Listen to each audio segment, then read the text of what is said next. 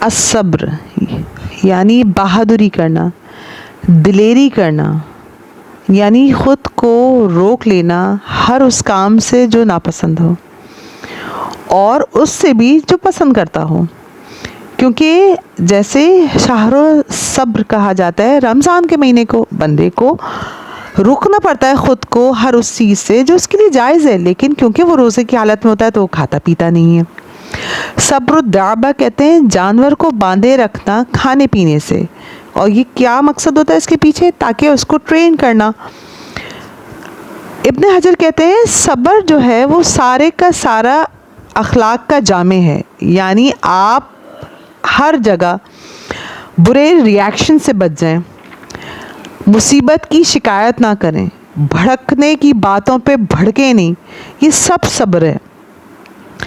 جوش کے بجائے عقل سے کام لیں، ہوش سے کام لیں۔ ہم میں سے ہر ایک کو اس چیز کا سامنا کرنا پڑتا ہے جس کو ناقدری کہتے ہیں، یعنی ہمیں بڑی شکایت ہوتی ہے کہ لوگ ہماری قدر نہیں کرتے۔ ایسے میں بھی اصل چیز کرنے والا کام کیا ہے؟ صبر کرنا، اور یہ بہت اعلیٰ ظرفی کا کام ہے۔ ظرف کہتے ہی برتن کو ہیں، یعنی کسی کا دل دریا ہونا۔ اور اگر بندہ یہ سوچ لے کہ صبر کا اجر صرف آخرت میں ہی ملتا ہے، دنیا میں نہیں ملتا، ایسا نہیں ہے، بلکہ صبر کا اجر آخرت میں بھی ملتا ہے اور دنیا میں بھی ملتا ہے۔ اور یہ کب ہوتا ہے؟ جب انسان ہر طرح کے صدمے کے آغاز میں صبر کر لے۔ یہ نہیں ہے واویلا کر لے، شور مچا لے پھر صبر کرے، نہیں، صبر شروع میں کیا جاتا ہے صدمے کے۔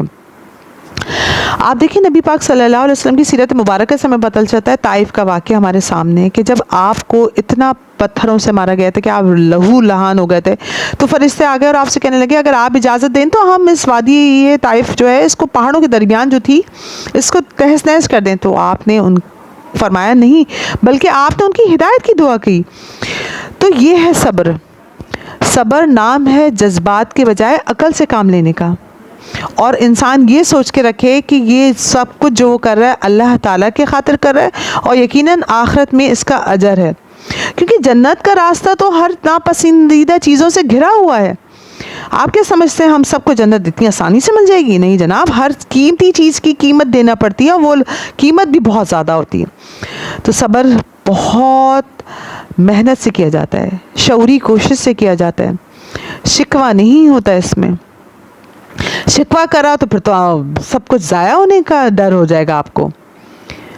اللہ تعالی ہمیں ان میں شامل کرے کہ جو صبر بھرپور کرتے ہیں، آمین۔